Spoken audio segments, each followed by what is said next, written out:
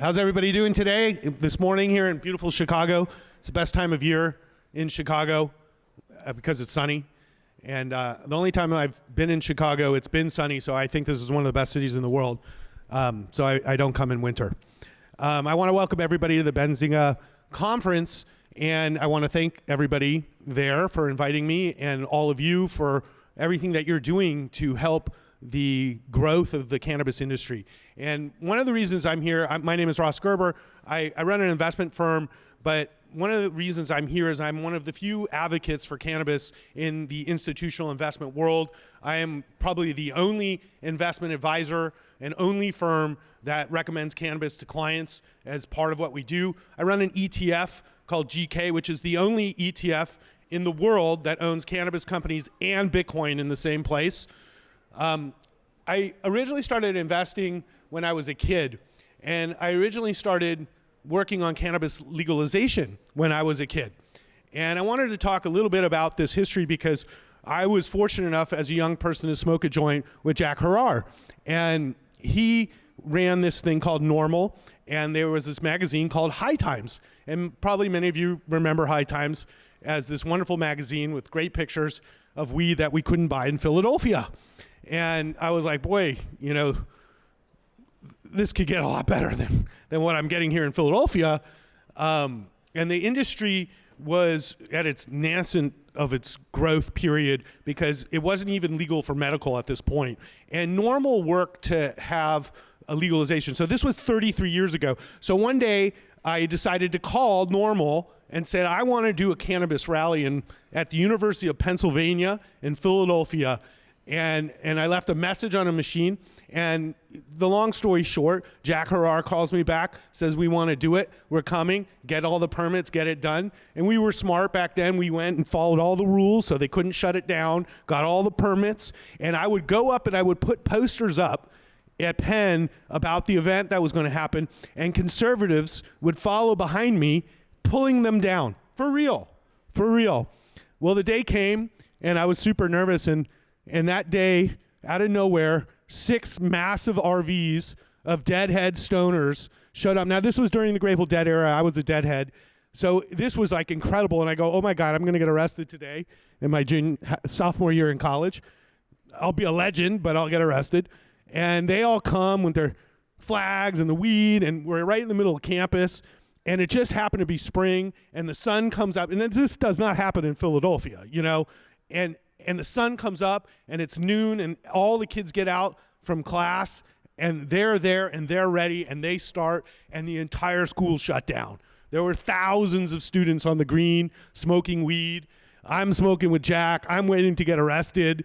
The media comes. Now I'm really going to get arrested. And I didn't get arrested. It was amazing. So I was in the paper. We had the largest cannabis rally in the history of the University of Pennsylvania to this day, 1991. And that was when I was inspired to change what I consider the last of the Jim Crow laws in America.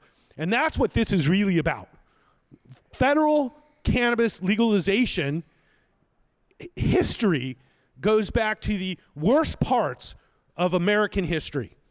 When you look at American history from the beginning of America, the issue of slavery was one that George Washington and Thomas Jefferson dealt with. They didn't know what to do. They had slaves, but they wanted a free country. So what did we do? And they said, let's kick it down the line. Let's kick it down the line because we'll never get these southern states to join us. And they kicked down the line to Lincoln.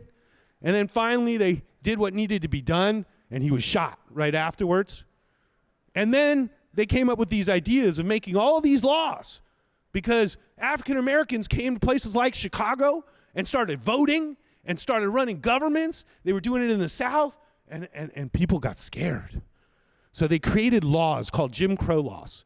And these laws were meant to prevent voting, to throw people in jail, whoever they wanted, for whatever reason. And cannabis is the last of these laws, and it must be repealed. It's embarrassing. As an American, it's literally a vestige of the worst of our country. Now, Purdue Pharma is the largest drug dealers in the world, the Sackler family, if you don't know this. I lost a very good friend to opioids several years ago. 100,000 people die today These drugs are freely available today. The largest drug dealers actually in America are Walgreens, CVS, and Walmart. They've all paid enormous fines. They pay, and they sell the drugs. Okay, that's pharma. Alcohol, 100,000, 200,000 people die or are seriously ill from alcohol. How is alcohol legal? It's kind of bad for you, I don't know, And it was banned. Well, it was banned in the 30s. It was a religious thing.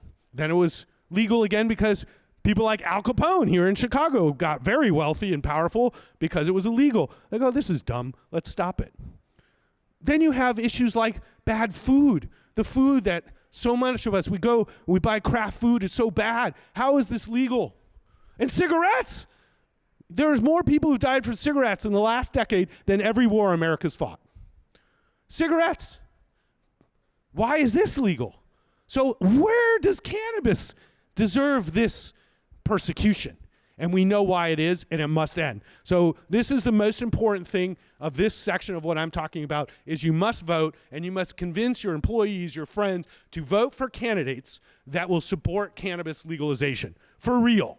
Now, I'm not going to tell you who to vote for. You probably know who I want to vote for, okay? And I don't want to get into politics. But you should vote for the people that will support ending these laws and advancing this industry. And it's not just for president. It's actually for Senate. It's for the House. It's every vote. And you should ask the candidates, what is your position on cannabis, and will you pass real laws to end this persecution? So that's that. I've been involved with several industries that used to be illegal as an investor. And as an investor, one of our themes is things that used to be illegal, which is online gambling and cannabis, which are now legal. And it's ironic because online gambling, they legalized it federally, but not in each state. So in California, I actually can't go on my phone and bet on the Chargers, which is probably a bad idea, but I like the Chargers. And I find that it's amazing that I can't bet. I can buy and sell stocks, so I'm blue in the face, right, on Robinhood, but I can't bet on a sports because the state of California won't let me. But the federal laws let me. Now cannabis is the opposite. The states have all legalized cannabis, but the federal government hasn't. This doesn't make any sense. So what happens in an industry that used to be illegal that becomes legal? And cannabis is in what I call stage 2 of this advancement. The first stage is all the people who used to be illegal sellers of the drug become legal, and they're very happy about it. But unfortunately, those people typically aren't great business people because they were really just drug dealers before. And now they're trying to be legitimate companies. And then we run into lots of problems like companies like MedMen, which were really innovators in the industry. When they came out in California with the big red stores and super nice, they were the first ones. And I walked in that store and I go, wow, this industry is awesome. Because they're not coming out in these cheap, gross liquor stores. They're basically, killing our cities with homelessness and costs. And I was like, wow, these stores are nice, and they really appeal to all people. I haven't walked into a cannabis store anywhere that wasn't nice, okay? So the first stage was a painful stage for probably many people in here, as many people invested, lost money, and then that generation turned over. And a second generation has been born with wonderful operators, many of which are here, some are not. These are the biggest companies in cannabis today. Some of them are billion-dollar companies today. And I've toured some of these companies and their operations, and I've been just supremely impressed with the quality of these businesses. There's a massive opportunity in cannabis. There's a massive opportunity in cannabis. But I have to warn everybody in this room, and I want to take this minute to warn you of the mistakes that other industries like the casino industry made when they became a legal industry that we can avoid. And the first is to uphold very high standards and not sell to children. It is super, super important that cannabis operators understand that we have to come out and prove to the world that we deserve the right to exist and not take advantage of especially things like children. The cigarette companies do it with vaping. The alcohol companies do it with interesting packaging and drinks that don't look like real drinks and things like that. We shouldn't be that industry. We should be above it. So hold yourself to a high standard. Number two, we have to operate legally. Now, most of you guys know the laws and deal with regulation that no industry has ever had to deal with, and I'm in the securities industry, and yours is worse. It's absurd. These are the best companies I've ever seen operated because they can exist with literally everything rigged against them. And the best part is when these laws change, these companies will be wildly profitable. They'll be wildly successful. And that's why I'm here, because I think cannabis is one of the biggest opportunities for investors that exists today outside of things like AI. So this is a massive opportunity because these companies have been held down for so long with so many laws and so much regulation and so much taxation. Talk about taxation without representation. I mean, there's no industry I've seen like this. So the operators also have an importance to DEI, diversity and inclusion. You should make the effort to hire a diverse workforce, and you should go out of your way to make right for the wrongs. As an operator, it shouldn't be forced upon you. You should look to build people's lives, because so many people's lives have been hurt by laws that have put them in jail or hurt their careers and their opportunities. Like in my industry, if you were arrested for cannabis as a kid in college and then you apply to be in the securities industry, it's almost impossible to get in because you have a criminal record. Well, that's one reason it's very hard for people to get into the securities industry. So if people have cannabis convictions, and we've had this in the past long ago, and we were trying to get people licensed and we just simply couldn't because we would have to get the records from those local police forces and they wouldn't even send them. And you know, it's a nightmare. It's a nightmare. Maybe some of you experienced this. Now, when I was in college at Penn, there were many drug dealers who were white, and they were selling out of the fraternities, some of the most high-profile fraternities, and they all got busted. One in particular for cocaine and another for cannabis. And when they got busted, what do you think happened to all these kids? They got off. Why? They were rich. And that's the way our system works. And it's broken. And it's broken. So we've had this system, and we need to make wrong for the right. So we need to take care of people. And as an operator, you should look to have as diverse a workforce as possible, and you should do it because it's right. Thirdly, I think one thing I would just love to see the cannabis industry really be an example, and we're seeing that with the quality of the locations. And this is huge. You know, trying to prevent, let's say, homelessness outside of your locations, like at liquor stores, trying to really give back to the community. And so what I'm going to say is give back to the community. You support the community. It's amazingly powerful if you support the local football team, baseball team, you know, the kids, you do stuff in the community, and more importantly, in your marketing, support artists. The cannabis industry has an obligation to support the artists because the artists of our society support cannabis, actually. And I'm in the music industry a lot. I spend a lot of time in the music industry, and it's impossible to make a living. It's an opportunity for cannabis companies to support young artists and use that for marketing and be incredibly successful because there's so many young artists that can't even make a living today, can't even survive. They're working 3 or 4 jobs just to produce art. And the cannabis industry has this huge opportunity. Like at my firm, we now have a 420 music festival as part of, we're the only firm that has a 420 party anyways. But like, we rent out a place in Venice, we hire local bands, we want to support artists, we invite our clients, and this thing has gotten bigger and bigger. Next year is going to be even bigger.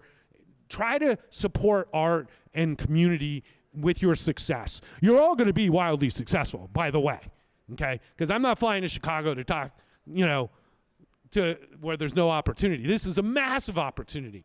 And I want to meet all of you because I know there's so much opportunity, and the more we can all learn from each other, that's why these conferences are great, the more opportunity we can create. But we must make a commitment to be great business operators if we want to advance to the opportunity that exists today. And I think today that opportunity could be, you know, $50 to $60 billion a year in the United States alone, and I don't even know globally. And if you look at the current market cap of the public cannabis companies that trade in Canada, it might add up to 10 or 15 billion. And I look at this opportunity as a $200 to $300 billion growth opportunity as far as what kind of market value can be grown over the next decade. So there's about $200 billion worth of wealth that can be created by people in this room over the next decade. So if that doesn't excite you, I don't know what does, if you care about money. So there's very few opportunities like this, and that's why the last 4 years have been so disappointing, because 4 years ago, I was almost sure that legalization was going to happen, full legalization. We've had this opportunity, and for one reason or another, it was horse trading or whatever. We ended up at the bottom of the barrel. Nothing happened. Nothing's changed. And now the rescheduling. We're waiting for the DEA. You think the people at DEA were busy, right? Like it takes them a year to reschedule something that is harmless. And even the rescheduling is not fair because it's going to be in the same category as ketamine and steroids. Now, try to compare steroids to cannabis. And I've said it every day. Find me a case of somebody who died of cannabis ever. Ever. Okay? So we know that it's harmless and has medical benefits. But for some reason, we're in this situation. But if we change the situation, we have another chance. In 1 month, we have another chance to change the situation, to say this industry matters. And boy, this industry could spend a lot more money on PACs, political action committees, and giving to politicians, because that's actually the way it works in America, sadly, is you just buy your votes. And we could probably do a better job of that, too. But the bottom line is we have in a month an opportunity as an industry to say, hey, don't mess with us. If you don't get this done in this cycle, all hell is going to break loose. And we're going to vote all of you out. And as I said, every candidate you vote for, you should ask, what is your policy on passing safe banking or passing full cannabis reform? It's time. Every candidate. And I don't care if you're Democrat or Republican. It's not political to me what system you want to believe in. What it is to me is what's best for this industry. That's the purpose of this conversation. So some of the companies that I've worked with recently and investing in, I don't think I've been as impressed since I saw some of the more successful technology companies that I've been invested in for a long time. And many of the companies are using technology in the grow process in ways I've never seen. And I just recently toured Glasshouse Farms, for example, and it's in Camarillo, and it's one of the most impressive facilities I've ever toured for manufacturing of any product. And the quality of the products is amazing. The management is amazing of these companies, and you look at the valuations and you kind of laugh that this opportunity even exists. So if you're a cannabis investor, what I'm going to say is you're going to have to be patient. You're going to have to be patient because even if we get everything we want, it's going to still take time. So we reschedule. That actually helps these companies instantly with their profits. So rescheduling alone, I think, doubles the value of all cannabis companies if we can get that done in December. I don't know what the markets will do, but in real life, the value of companies will go up substantially with rescheduling because of the way it changes tax law. And then the second phase, safe banking really is disappointing to me because it's like a half measure. We need to get rid of this Jim Crow law completely. So don't just settle for safe banking. Settle only for everything. And it's so important we all stick together to do this. I've been doing this for 33 years waiting for this. Seriously, it's insane today, that we're still dealing with this in an era where it's kind of crazy some of the stuff you read every day, or things that are even said every day, and we're still worried about cannabis. So I want to leave you with a few thoughts, because I mentioned the responsibility that we have. I talked about the history a little bit, and now I'm talking about the opportunity. So when you put all three of those together, history, the opportunity, and you say, what would happen if there was full cannabis legalization today, and what would happen to the market value of the companies that we look at today that are publicly traded? So we have rescheduling, and then we have, let's say, full legalization in a year. Let's say it passes. What do you think the value of these companies would be worth? And now we're talking multiples, maybe 3x, just from these two things alone. So legality alone, cutting back regulation, doesn't change the operations of these businesses at all, other than not having to pay legal fees, not having to drive armored trucks around with cash to pay taxes, not having to, basically give away most of your money to taxes. And this is just a massive opportunity. And I can't think of any business that's had to go through what the cannabis industry's had to go through in history. I really can't, because most of these companies like alcohol, tobacco, and pharma never had these issues. Usually what happened is they made the products and they were out there, and then people realized they were harmful, and then they were like, oh, we should make laws.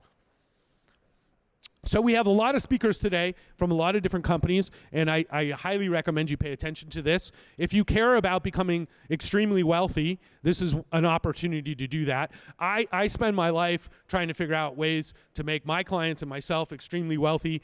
I have thousands of clients at my firm, and really my goal is, when legalization happens, is to be able to work with people in the industry. So we want to work with companies in the industry, and we want to work with employees in the industry to help build financial plans. We want to be the investment firm that works with cannabis companies. Gerber, Kawasaki, that's what we are. And so that's why I'm doing this. I've dealt with a certain amount of harassment and abuse from regulators and such for supporting cannabis companies, but that hasn't been too much of an issue. But I think we're over the hump now. And that's why I think the momentum is so important, and that's why I'm here today. Please go vote, change these laws, talk to your friends. These states all here in the Midwest matter. Your vote matters. It really doesn't matter what anybody says. Your vote matters. And you must support the things that we believe in, and that's cannabis reform, legalization. So there are opportunities today and people you meet that could really make you tremendously wealthy. And that's why I'm here. I have some ideas of who I really like and what companies I think are really well run, and I'm invested in the space. But I would like to invest substantially more in the space, and I would invest substantially more in the space when these laws change. And I can't tell you the tsunami of money that would go into this industry if it was legalized, because young people in America today want to invest in cannabis companies. I mean, imagine if you could buy any of these companies on Robinhood. You know, these people want to invest in cannabis companies. Young people get it. The younger generation doesn't look at cannabis like the older generation. It's just a different thing for them. And in fact, they're drinking less than ever before. In fact, what cannabis is doing is actually changing the behavior of what a party is. You know, unfortunately, this microdosing is too, and it's less fun, okay? It's less fun than in cannabis. And, you know, I think when you look at the younger generation and you look at what the potential is, that's what also is super encouraging to me, is that younger people totally get it.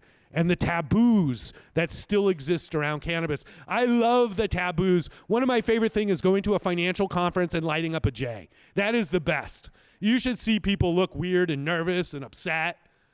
And I'm like, what? You're drinking and smoking cigarettes. You know? I love breaking taboos about cannabis. It's one of my favorite things. Go to a tailgate like the USC-UCLA game. Everybody's drunk with kegs out their house. Then you light up a J. Everyone's like, who's smoking pot? And you're like, dude, you're so drunk you can't even walk. And you're puking, and, you know, your wife just slapped somebody. You know, it's like, what the hell? I took my kids to a football game. It took me like a half an hour to explain drunkenness, you know?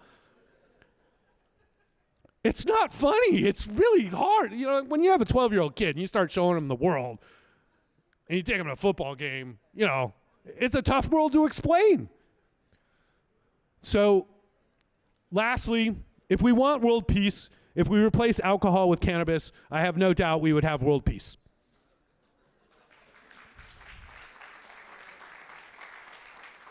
And I think I'm going to end on that, because I fully believe that. I never went to a cannabis party where anybody got in a fight. Never went to a cannabis party where people were raped. Never been to a cannabis party where people didn't have fun. One thing, we do overeat. That is a risk. No, it's not funny. It's very, very hard when you have children and you smoke cannabis and they have their little cookie section, and then they wake up in the morning and then they're like, what happened to my cookies? My kids hide the cookies now, which I appreciate. I appreciate it because I try to stay in shape, and cannabis is very difficult to avoid good food. In fact, it's one of my favorite things to do is smoke and eat. It's really good.